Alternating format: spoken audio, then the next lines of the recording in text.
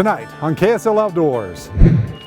There you go. It's a busy time for biologists here in Utah, both on the fishery side and the wildlife side. We're catching geese and Bonneville Cutthroat Trout. I'm Adam Eakle, and KSL Outdoors starts right now.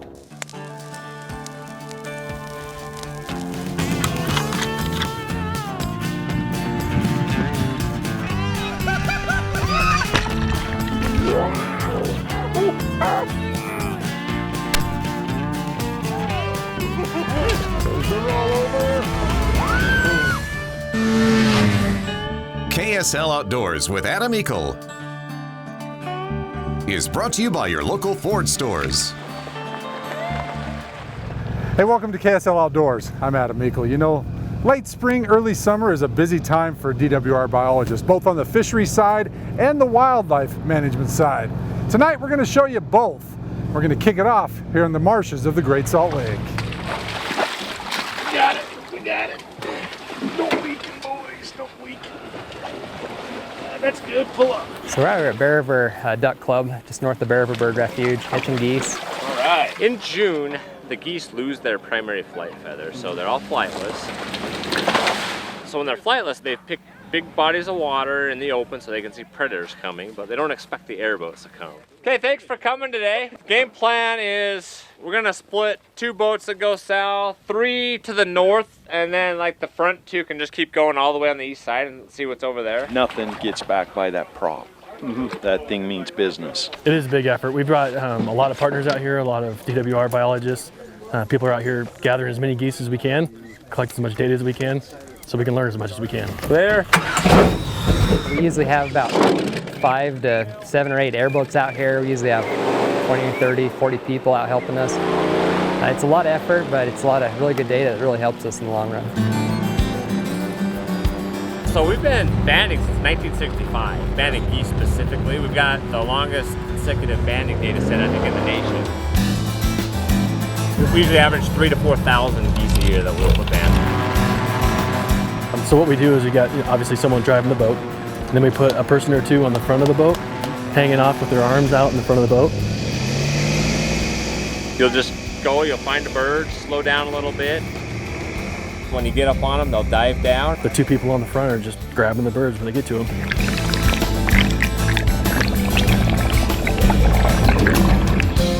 Hey, I'm bugging them up, hand them to someone behind them, and that person will put them in a cage. It's a ton of fun. It's not every day you get to hold a goose, you know? It's not every day you get to hang off the front of an airboat and catch a goose. Ever done this before? I did it once last year, so I'm a seasoned vet now. Right there in front of you. Get it.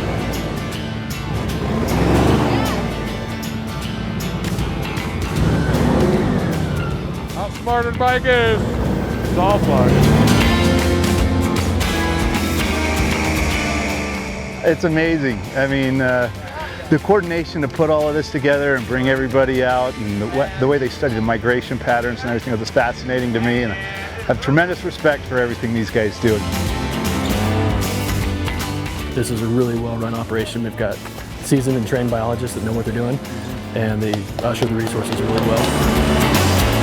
It's just a well-oiled machine at this point. Get it! I bet he's got a band on him. Yes. He banded? Yeah, see? He's been captured before. You can put some more in there. Keep going until the cages are full, and then we run them back. Take it to the crew here so they can sort through them, work through them. Let's make sure we put little tiny ones like these right back into the box. Right now we're aging and sexing these birds, so we're looking to see if they're male or female right now. 3 is a local male. 3 local male. And then we look and see if they're young of the year or an adult. Yeah, there we have a male. Once we determine that, then we'll put a leg band on their leg. It's got an individual number on there. It allows us to track the bird, see where it goes, and over time we'll either catch it as we do more banding operations, or hunters will harvest them and report the number, and then we'll learn where the bird went, how old it was when it was shot, how many birds are being shot each year, and things like that. Boy, these guys really have this down, from the capture to the bringing them back here to shore, to tagging them and getting them released back onto the water. It's pretty fast, keeps the stress down on these little guys, gets them back with their parents. Hey, more here coming up, some more goose capture here in a moment, but first, this week's climate quiz question. The Great Salt Lake has islands from small to large and from one corner of the lake to the other. There are 17 officially named islands in the lake that are recognized by the U.S. Board on Geographic Names. All of the larger islands in the lake, except Fremont Island, were named for members of the Stansbury Exploration Party that mapped the lake back in the 1800s. Our climate quiz question tonight is, what island is home to up to 20,000 nesting American white pelicans? If you think you know the answer, log on to our KSL Outdoors Facebook page, give us the correct answer. We'll then randomly select and announce a winner on our page the following week. The winner, set to walk away with a Climate Static V sleeping pad. Climate, comfortable, rugged, and lightweight. KSL Outdoors, powered by Ford. We'll be right back to banding geese. KSL Outdoors is also brought to you by Smith & Edwards, Fish Tech Outfitters, Utah State Parks, Burt Brothers, Climate, King's Camo, and Camp Chef.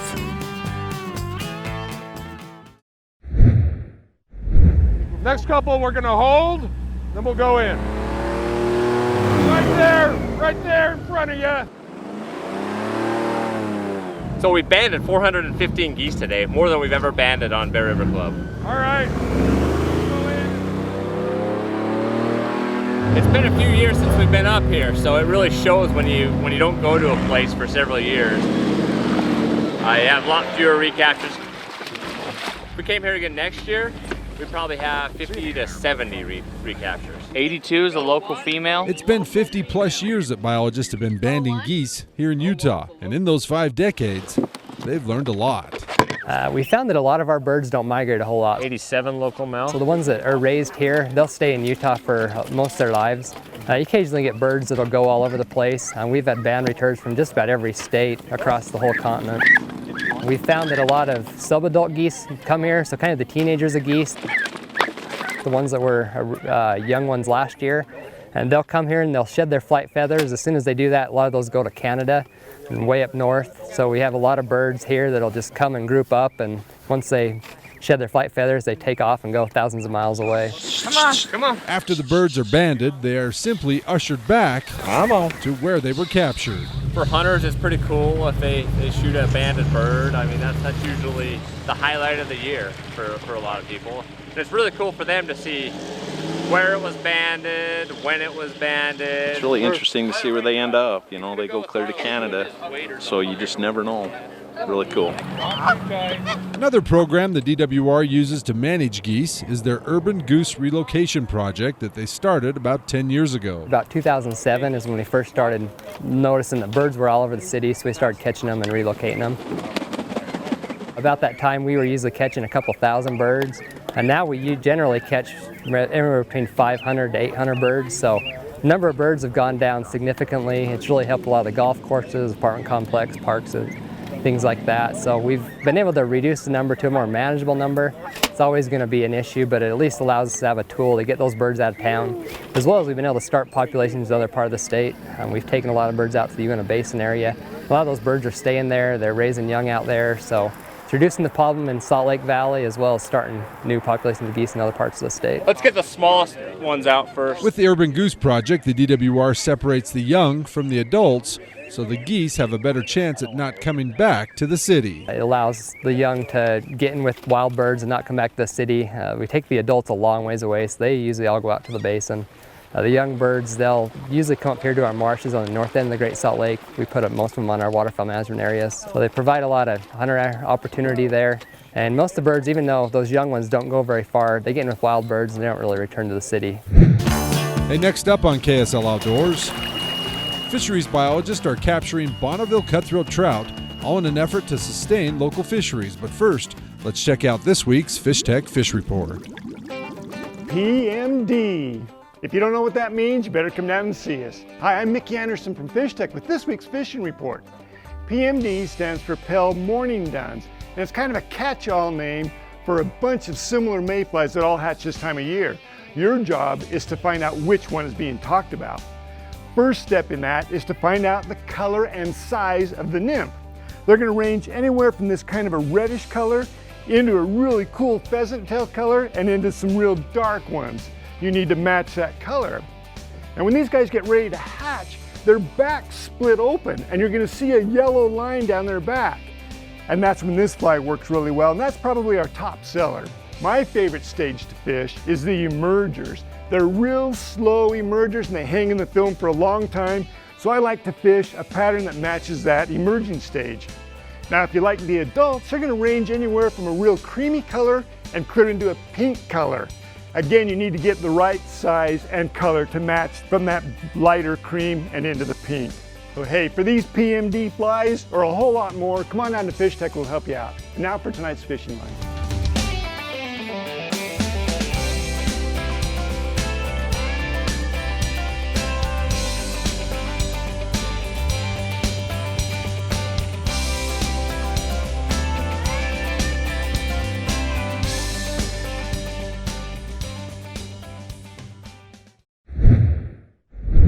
Welcome back to KSL Outdoors. I'm Adam Eakle. Well, we've moved up to Parley's Canyon, where the Division of Wildlife Resources from the Central Region on the fishery side is attempting an egg take on arguably the most important fish here in Utah. Power's live. Okay, so we're up here at Mountain Dell Reservoir and Little Dell Reservoir at Parley's Canyon.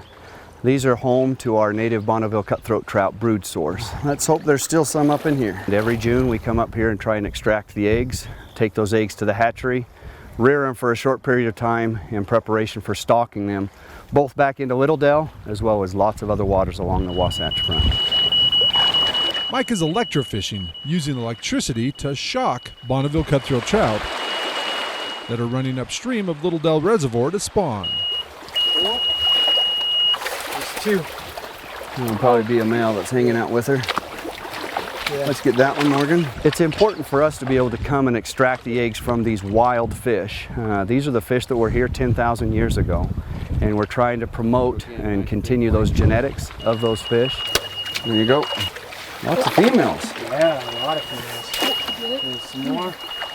Another female. We'll be up here for about a month's period of time because all the fish aren't ready all at once. So we try and collect those fish when they're ready. Some will be ready today and some will be ready next week and even later on in the month of June. Come on, baby. These females were not ripe enough yet for an egg take, so 3, 4, 5, 6. They're stored in the river in these cages until they're ripe. Spawned out, don't she? Yeah, she looks empty already. A week later, the fish are ready to give us their eggs. The way she spawned out almost. Once they have the eggs, biologists then take the male Bonneville Cutthroat Trout and extract the milt. Okay, well, this is good. Okay, and then I need the salt water. So this is a diluent, a sperm diluent, which helps activate the sperm, which makes it swim around better and find the micropyle in the egg. If you look at the eggs right now, they're really kind of soft feeling. Once that micropyle, the sperm goes into the micropyle hole, then they'll start swelling up and start water hardening.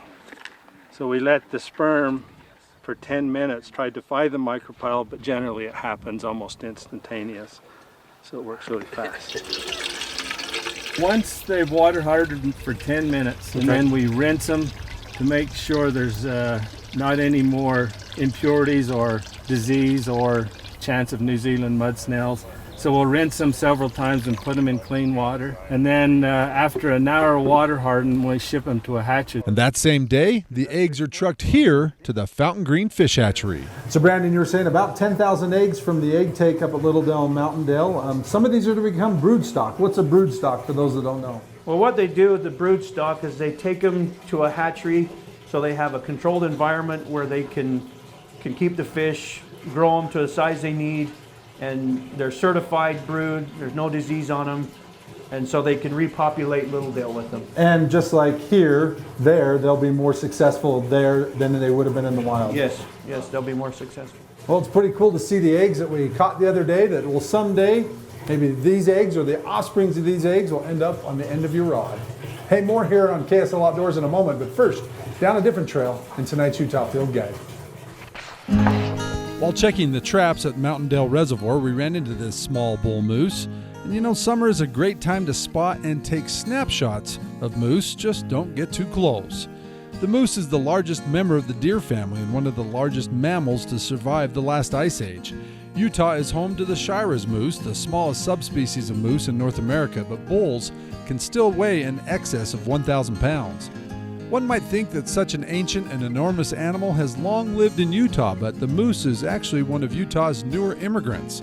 Moose were first sighted in Utah about 100 years ago. Some have estimated the moose population to be less than 100 animals back in the 1950s. Today, there are an estimated 4,000 moose in Utah, north of Interstate 70.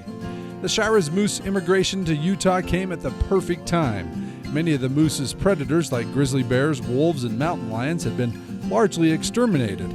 At the same time, logging replaced mature forest with new meadows and scrub that moose prefer. The combination of young growth and wetlands provided the ideal habitat for moose to thrive and flourish. For more information on the moose or any other critter found here in Utah, check out our Utah Field Guide on our outdoors page at ksltv.com. Boy, what a perfect day out here on the marsh to do this. We've got very little breeze. The bugs are out. Horseflies are biting us, but other than that, it's pretty spectacular out here in the marsh in the summer. Hey, let's check out that recreation forecast now for your next outdoor adventure. I turn it over to the guys and gals in the weather department. Hey, welcome back to KSL Outdoors. I'm Adam Eakle. Well, hey, we're here at the grand opening of the Burt Brothers Tire and Service Center here in Highland.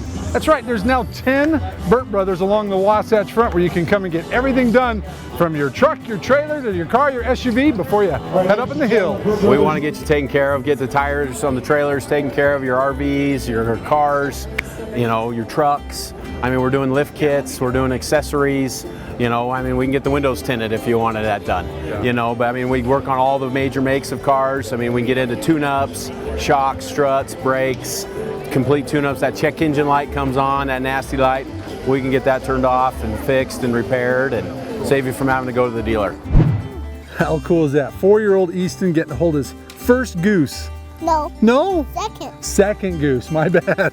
And Mom's over here taking a picture. And don't forget, when you get an opportunity like this, a lifelong moment. I don't need help. You don't need help? You got it? Make sure to take lots of pictures of your child.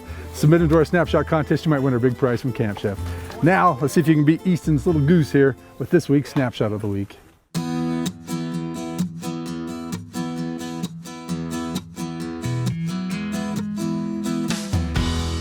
We kick it off with a kid who doesn't need a rod to catch a fish.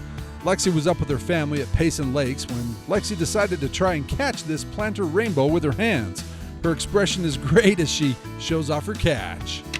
Roger Farnsworth coached and taught at Viewmont High School for 32 years, and this was his first day of retirement. Fishing at Henry's Lake up in Idaho, Roger latched into this 11-pound, 28-inch hybrid cutthroat. And that evening, he spotted this red fox. I'd say that is a great way to start the next chapter in your life, Roger. Robert was chucking an elk-hair caddis on the river the other day and caught this nice fat rainbow.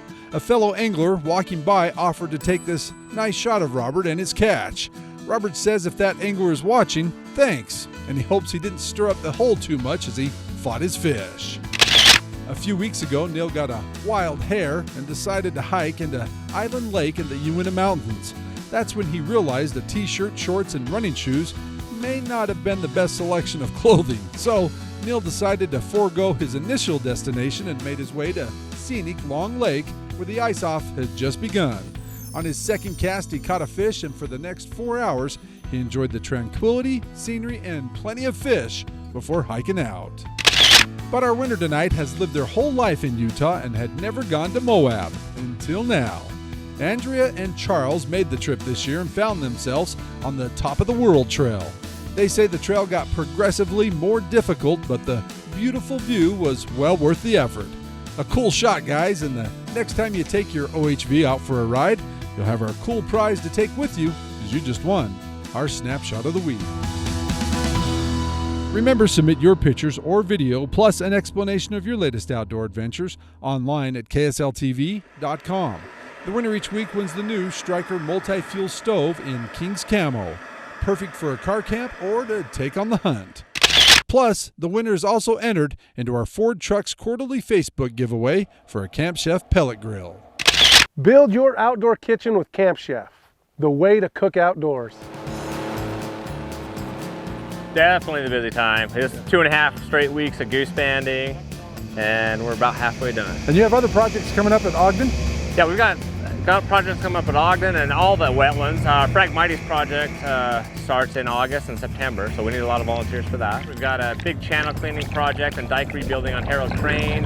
Going to replace 80 water control structures at Ogden Bay. We got new marsh masters coming thanks to SFW. Yeah. That is going to change everything we can do. We can reach frag that hasn't ever been touched before. So come on. Get on that way. Well, cool. Thanks, Rich. That was very fun. Yeah. Good Thank time. you. Good seeing you again. Good to see you. Hey, don't forget when you get a chance to come out and band some geese, do it. It is a lifelong memory you'll never forget. I'm Adam Eakle, KSL Outdoors. We'll see you next weekend. Good night.